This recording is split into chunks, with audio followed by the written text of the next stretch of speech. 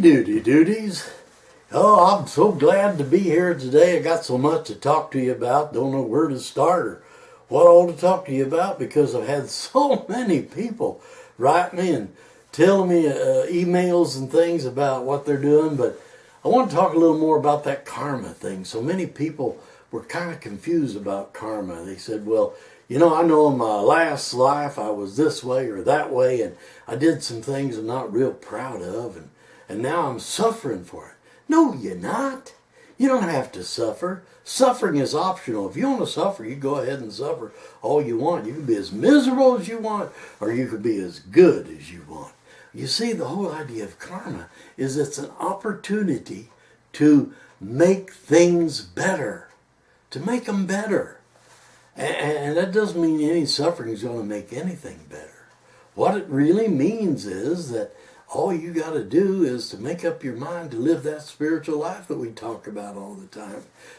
To really do your best at all times. You don't have to be perfect. Oh, heavens to Betsy. You don't want to be perfect. The only perfect man they ever talked about was Jesus, and look what happened to him. Oh, you don't want that. What you want to do is to be excellent.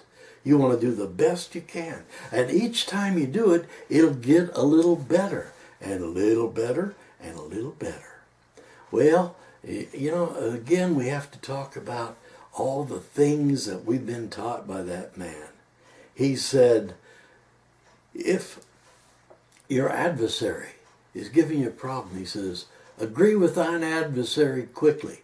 Well, remember last week I told you about the trick of shaking your head, and that's agreeing with him. It's not saying I go along with what you say. It's saying I understand what you say.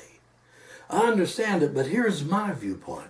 Now, a lot of times the people don't want to hear your viewpoint, don't want to see your viewpoint. Well, you can't change them. You're not going to open them up. You're not going to make them any better. The only one you can make better is you. You can say, well, tell you what, I need to get away from you for a while so that I can look a little different. And maybe between the two of us, we'll understand different. I got one of my relatives, and I do have some, was talking a political thing and loved to get into politics with these people. I don't care one way or the other about politics, but I just like to watch people get riled up when they're so vehement, oh boy, this is the way it is, it gotta be. And one of them was just a staunch Democrat. Oh, and I used to tease her. I said, well, I used to be a Democrat till I learned how to read. And that just got her frothing at the mouth and mad at me and everything. And she's still a Democrat, I might add. But she's so mad at our current president. She ain't going to vote for him anymore. But she stood up for him and voted for him and everything. So I had to tell her, well, I'm for him now. I'm really not. I just said that just to rile her up. Why did I do that? People say, why do you have such a mean sense of humor? Well, I think siblings, even when they get old like me, kind of enjoy poking at each other. I think we know our hot buttons and our other buttons. Am I sorry for it? Yeah, I am. Even though I'm laughing now, I'm still sorry because I didn't need to do that, but it's just fun. And I told her I was sorry. I didn't mean nothing by it, and I really didn't. But once you say something, good or bad, it's there. And even though you can apologize till the cows come home, it ain't going to do no good. Its apology is better than nothing. But what's said and done is said and done. Now we're talking about karma. You can't change it. And I could suffer for it. Oh, I could have sleepless nights. And I could stop teasing. I could stop being ornery. Well, I tried. I'm still trying. But I doubt if I'll make it this lifetime. Because it's just too much fun. And that's what we're supposed to have fun. But I'll tell you the truth.